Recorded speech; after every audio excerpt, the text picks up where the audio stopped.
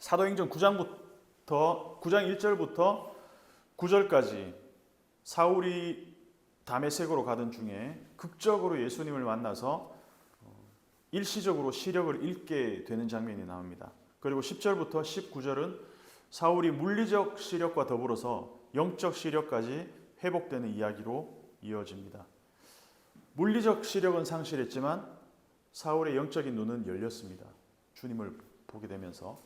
그리고 다시 물리적 시력도 회복하게 됩니다. 그러고 나서 사울의 시각, 사울의 세계관이 완전히 바뀌게 됩니다.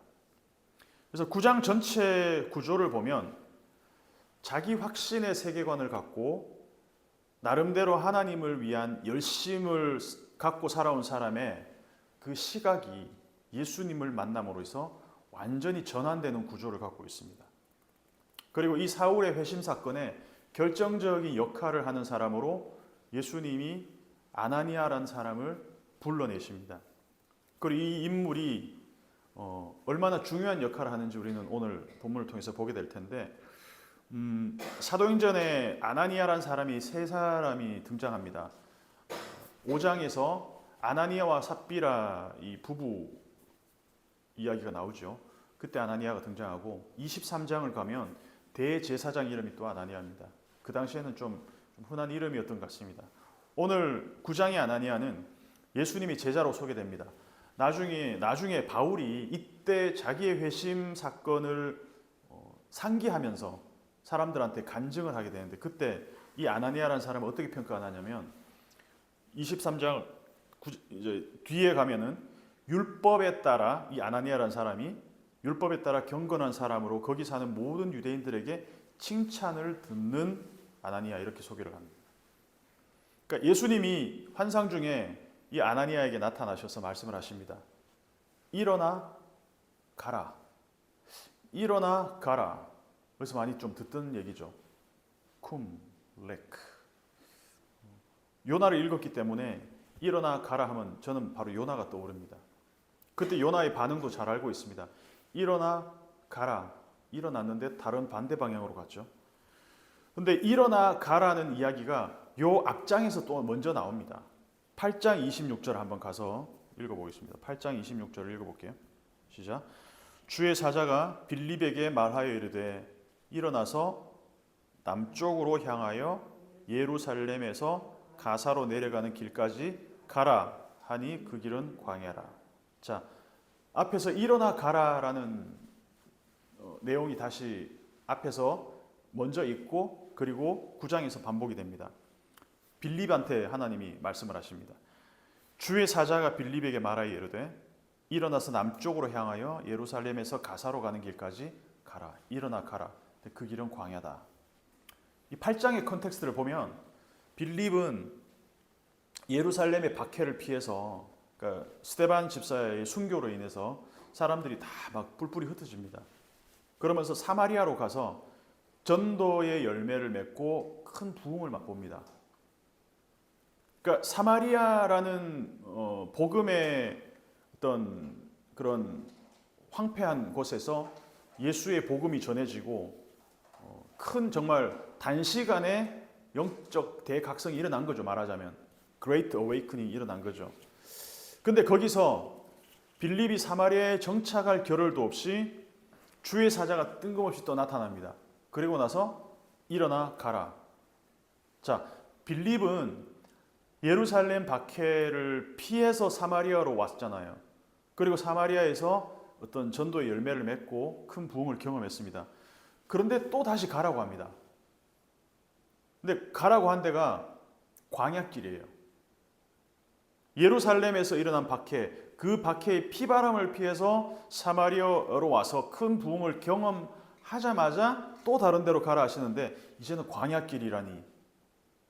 여기서 이 예루살렘에서 가사라고, 이제 가사, 가드, 아스글론 이 지역은 다 지금 그 팔레스타인 지방입니다. 그쪽으로 이제 걸어가는 이 길 자체가 광야라는 거예요. 말하자면 사람이 없다는 겁니다. 사람이 없는 길에, 사람이 다니지도 않는 길에 가라는 것은 분명히 하나님의 어떤 뜻이 있기 때문에 거기로 가라는 거겠죠. 그래서 빌립은 곧바로 일어나서 갑니다. 어떤 뭐 질문이라든가 아니면 어떤 뭐 저항이라든가 이런 거 없이 그냥 바로 일어나갑니다. 우리가 요나를 기억해 보면 완전히 다른 반응이죠. 일어나 가라고 했을 때. 그리고 나서 우리가 아는 것처럼 에티오피아의 내시 간닥이라는 사람을 만나서 복음을 전하는 장면을 봅니다. 그러니까 아무도 없을 것 같았지만 빌립은 그냥 따라갑니다. 가라고 하니까. 근데 거기에 하나님이 복음을 전할 대상을 미리 심어둔 거죠.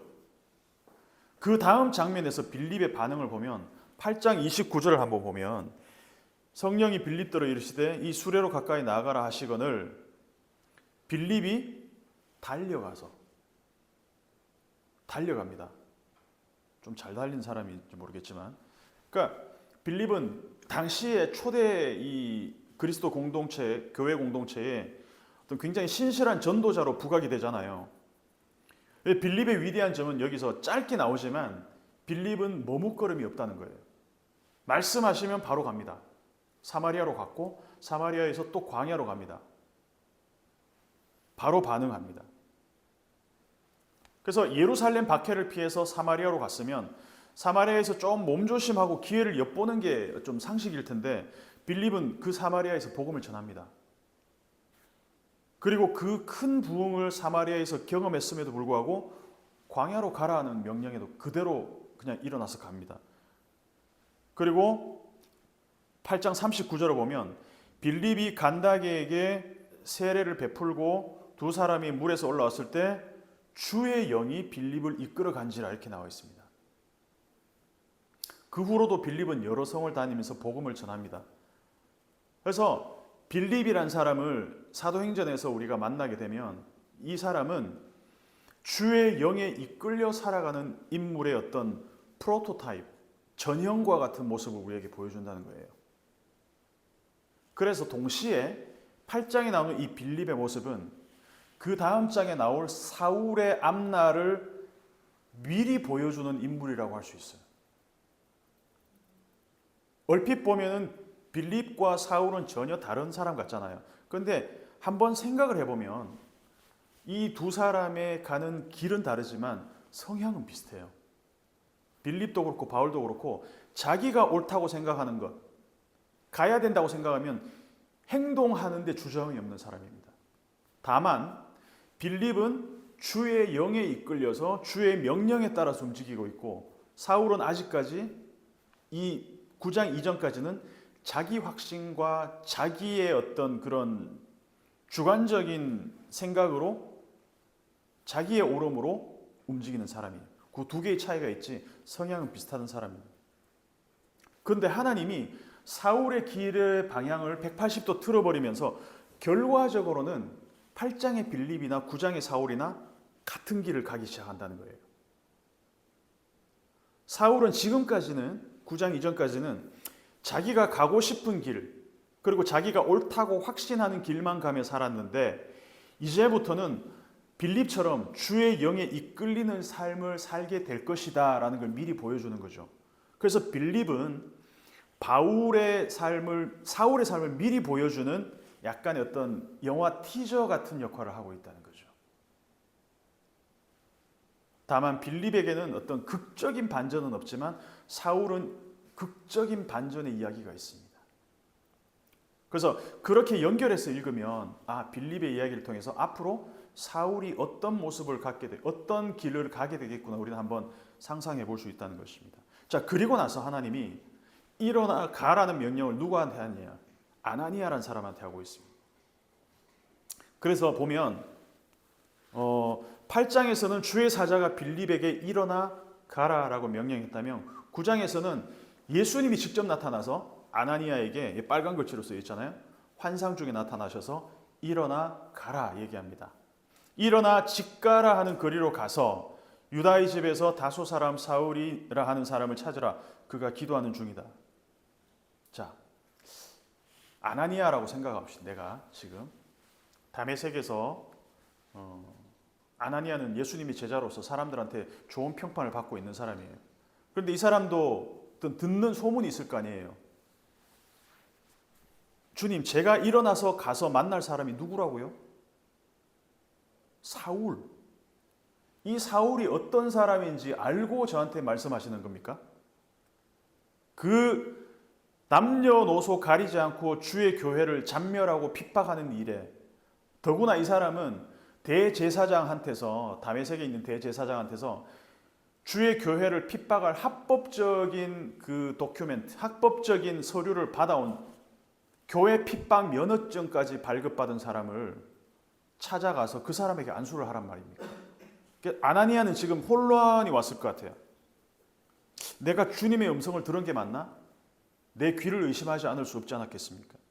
제가 아나니아라면 어떻게 반응했겠습니까? 아, 주님, 그건 아니죠. 요나와 같은 반응을 했을 겁니다. 니느웨에 가서 심판을 선포하라는 명령과 별반 다를 게 없잖아요, 지금. 그 악한 사람을, 예수 믿는 우리 형제들을 얼마나 많이 잡아 죽였습니까? 그 사람을 불로 심판해도 모자란 마당에 어떻게 제 손으로 그 사울에게 안수를 할 수 있겠냐라는 거죠. 그러니까 우리는 요나가 니느웨라는 도시에 가서 심판을 선포하라는 명령에 대해서 왜 거부했는지 알고 있잖아요. 요나의 마음을 우리는 좀 알고 있잖아요. 아나니아도 비슷한 심경이지 않았을까 싶습니다. 그 손에 성도들의 무고한 피가 묻어 있는데 어떻게 그 위에 제가 주의 이름으로 안수를 하겠습니까? 좀 혼란했을 것 같아요. 그리고 나서 만약에 내가 안수했는데 사울이 눈을 딱 떴다고 합시다. 지금은 눈에 안 보이지만 눈 떠지자마자 갑자기 돌변해서 나를 죽이고 다메섹에 있는 교회를 막 핍박하기 시작하면 그 책임이 누구한테 있냐? 나에게 있는 거 아닙니까? 내가 교회의 저승사자에게 내 손으로 칼을 쥐어주는 꼴이 될 수도 있다. 이런 의구심이 들었을 것 같아요. 내가 아나니아라면. 지나친 상상은 아닐 것 같습니다. 그런데 여기서 아나니아는 더 이상 자기 주장의 이 확신을 더 확장시키지 않습니다. 이 자기 확신의 논리로 확장시키잖아요. 아마 이런 생각이었을 것 같아요. 성경에 나와 있지는 않지만 그래도 내 판단보다는 주님이 판단이 옳으실 거야. 사람들의 압도적인 소문, 평판은 사울은 굉장히 위험한 사람이고 교회의 위험인물, 다메섹 교회를 위험에 빠뜨릴 가능성이 높은 사람이지만 주님이 나에게 명령을 하셨어. 근데 그 명령이 너무 구체적이에요. 그럼 한번 순종해 봐야 되겠다 이런 생각을 했던 것 같습니다. 그리고 15절을 보면 주님이 아나니아에게 한 번 더 가라라고 말씀하십니다. 그러면서 장차 이 사울이란 사람이 하게 될 사역을 브리핑하십니다. 자, 15절 한번 읽어볼게요. 15절 다시 한번 읽어보십시오. 주께서 이르시되 가라, 이 사람은 내 이름을 이방인과 임금들과 이스라엘 자손들에게 전하기 위하여 택한 나의 것이. 16절 그가 내 이름을 위하여 얼마나 고난을 받아야 할 것을 내가 그에게 보이리라 하시니. 아멘. 그 말을 듣고 아나니아가 더 항변하지 않고 사울한테 갑니다. 여기서 우리는 평소 아나니아의 성품과 이 신앙을 엿볼 수가 있을 것 같아요. 그러니까 아나니아는 의구심이 들었다가도 자기 소신보다 자기 확신보다는 주님의 말씀을 항상 우위에 두고 있었던 사람임에 틀림없습니다. 그렇지 않고서야 이렇게 자기 생각을 빠르게 접을 수가 없어요. 만약에 요나같이 끈질기게 자기 오름과 자기 확신을 굽히지 않았다면 아나니아도 끝까지 안 갔겠죠. 끝까지 저항했겠죠. 주님, 사울만큼은 죽어도 안 됩니다. 끝까지 버텨겼을 수도 있을 것 같아요. 근데 그러지 않았어요. 그리고 나서 아나니아가 사울을 찾아가서 당신이 누군지 궁금하고 그리고 아직은 의심을 내가 거둘 수 없지만 예수님이 나타나셔서 가라고 하니까 오기는 왔는데 이런 부차적인 이야기를 전혀 하지 않습니다. 보자마자 뭐라고 그러냐면 형제 사울아 이렇게 얘기합니다. 형제 사울아. 이거 지금까지 교회를 잔멸했던 사람을 보자마자 형제요 이렇게 부를 수, 이게 어떤 미사여구가 아니고 그냥 아나니아가 예의 바른 사람이라서 이런 얘기를 하는 게 아니에요. 지금까지 당신이 이 교회의 주의 교회의 한 짓을 나는 다 알고 있다. 근데 그럼에도 불구하고 나는 당신을 형제라고 부른다. 이게 어떤 의미냐? 우리는 당신이나 나나 당신이나 예수 그리스도의 머리로 이루어진 교회의 지체로서 형제, 자매, 여기에는 어떤 과거의 전과, 과거의 어떤 행적, 출신 변형이 전혀 문제가 될 수 없다는 이야기를 지금 하고 있는 거예요. 굉장한 선포입니다. 굉장한 이 파격적인 그런 호칭이죠. 형제 사울아. 내가 지금 당신에게 보내어졌는데 이유는 그 예수께서, 당신이 핍박하던 그 예수께서 당신이 다시 보게 하시고 성령으로 충만하게 하게 하시려는 것이다. 내 역할은 그거다. 근데 이 말이 끝나자마자 즉시 사울의 눈에서 비늘 같은 것이 딱 벗겨집니다. 다시 보게 됩니다. 그리고 사울이 세례를 받고 음식을 먹고 강건하게 되었다라고 나옵니다. 자, 앞에서 8절, 9절을 보면 보지도 못하고 먹지도 마시지도 아니하는 상태에 있었잖아요. 사울이. 근데 18절, 19절을 보면 다시 보게 되고 음식을 먹고 강건해집니다. 사울이 예수를 만나기 전에는 볼 수도 있었고 혈기왕성하게 위협과 살기의 호흡을 갖고 주의 교회를 굉장히 활동적으로 핍박하고 다녔습니다. 근데 사울이 주님의 빛을 만나고 그 빛을 경험한 다음에 일시적인 카오스 상태로 들어갔습니다. 그 기간이 사흘입니다. 사흘, 3일. 뭔가 의미하는 바가 있겠죠. 이번 주 고난주간인데. 그러니까 사울은 3일 동안 보지도 못하고 음식도 먹지 않은, 식음을 전폐하는 사실상 죽은 것과 같은 암흑 상태로 들어갔다는 거예요. 말하자면 사울은 십자가의 죽음 이후에 부활하신 주님을 만난 다음에 주님의 십자가와 다시 살아나는 경험을 간접적으로 하고 있는 겁니다. 사흘 동안 보지 못하고 먹지도 마시지도 않는 이 육체적 경험을 한 다음에 다시 눈을 뜨고 다시 먹게 되었습니다. 그리고 이전과는 전혀 다른, 마치 예수님 부활 이후에 이전과 전혀 다른 상황이 펼쳐진 것 같은 그 세계를 경험하게 되었다는 겁니다. 사울을 부르시면서 예수 그리스도의 죽음과 부활을 먼저 경험하게 하셨다는 겁니다. 사울은 몸으로 깨달았습니다. 예수의 십자가와 그 부활의 의미가 무엇인지. 사울이 주님을 만나고 일시적으로 시력을 잃었잖아요. 근데 저는 이게 하나님의 배려인 것 같아요. 첫 번째는 아나니아를 위한 배려입니다. 사울을 일시적으로 이 블라인드로 만들어서 아나니아를 어느 정도는 좀 안심시키는 효과가 있었을 것 같아요. 자, 사울이 회심을 했는데 안수하러 갔어요. 근데 두 눈 시퍼렇게 이렇게 살아있어. 그러면 사울이 아무리 아나니아가 믿음을 따라서 왔다고 하지만 사울을 보자마자 전문 용어로 이렇게 막 지릴 정도로 이렇게 두려움이 느끼지 않겠습니까? 근데 그 사울의 눈을 멀게 함으로써 약간 안전장치를 주신 거 아닌가라는 생각이 듭니다. 야, 이거 뭐 세례고 안수고 무서워서 할 수 있겠습니까? 좀 내 목이 날아갈 수 있는 상황인데. 두 번째는 사울을 위한 배려라고 생각합니다. 그러니까 두 눈을 보지 못하면 내가 당장 지금 눈을 못 보게 되는 상태가 된다 그러면 굉장히 무기력할 것 같아요. 당장 운전도 못하고 이 문을 나가서 갈 수도 없잖아요.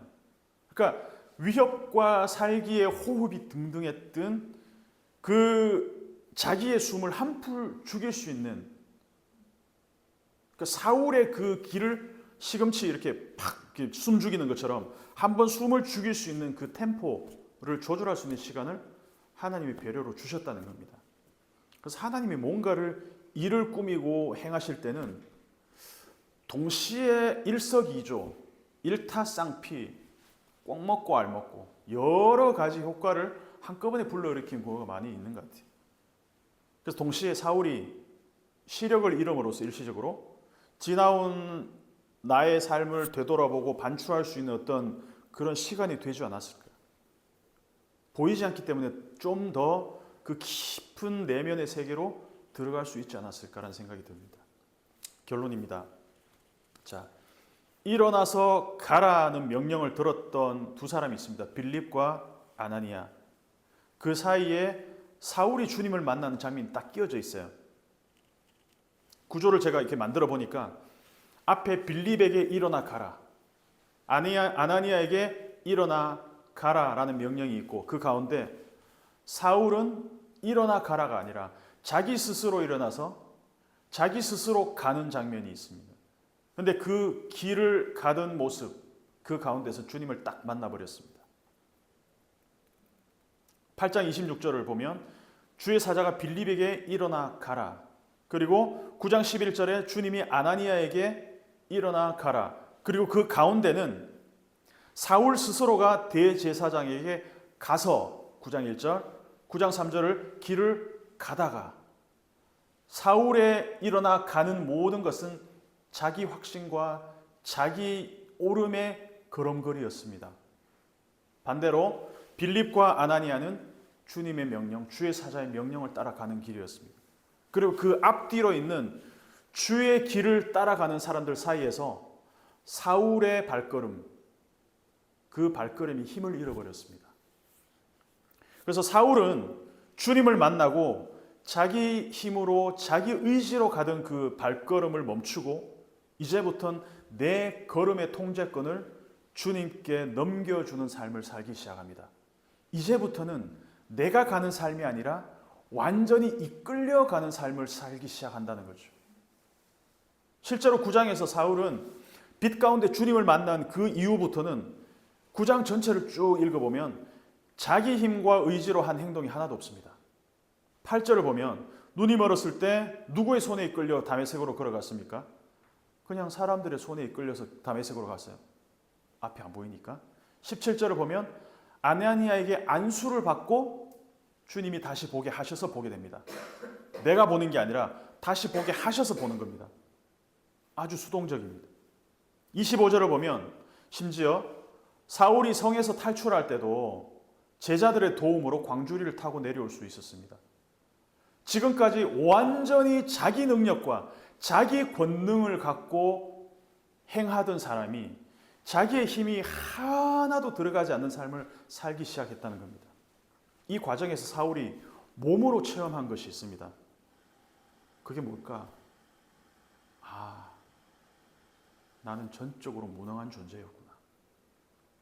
내 호흡으로, 내 의지로, 내 신념에 따라서 이리저리 나는 나름대로 하나님의 일을 한다고 돌아다녔을 때 오히려 나는 주의 몸된 교회를 파괴하는 일을 하고 있었구나. 근데 그럼에도 불구하고 내가 주의 빛을 받았을 때, 주님의 손에 붙들렸을 때 주님은 나 같은 사람의 발걸음도, 나 같은 사람의 호흡도, 나 같은 사람의 시각도 바꾸어 주시는구나. 사울이 이걸 깨달았던 것 같습니다. 사울이 다메섹에서 교회를 잔해하고 예수의 제자들을 죽일 계획을 품었었는데 그 계획이 다 수포로 돌아갔습니다. 마찬가지로 이 변화된 사울을 죽이려고 성문을 밤낮 지키던 사람들의 계획도 수포로 돌아갔습니다. 사울은 지금까지 자기 권력으로 사람들을 결박해서 끌어왔다면 이제부터는 완전히 주의 손에 끌려서 주님께 결박당해 끌려다닐 겁니다. 베드로가 부활하신 주님 만나고 주님께서 베드로에게 하신 말씀을 함께 나누고 말씀을 마치겠습니다. 요한복음 21장 18절을 보면 이제 베드로가 어떤 고난을 받게 될지 예수님이 미리 말씀을 하신 장면이 나옵니다. 내가 진실로 진실로 네게 이르노니, 예수님이 베드로에게 하신 말씀입니다. 네가 젊어서는 스스로 띠띠고 원하는 곳으로 다녔거니와 늙어서는 네 팔을 벌리리니 남이 내게 띠띠우고 원하지 않는 곳으로 데려가리라. 오늘 말씀의 제목처럼 이끌려가는 그 복이 우리 안에 있기를 축복하고 오늘 말씀을 마칩니다. 그런 한 주가 될 수 있기를 바라겠습니다. 우리 함께 말씀을 기억하면서 이렇게 기도하도록 하겠습니다.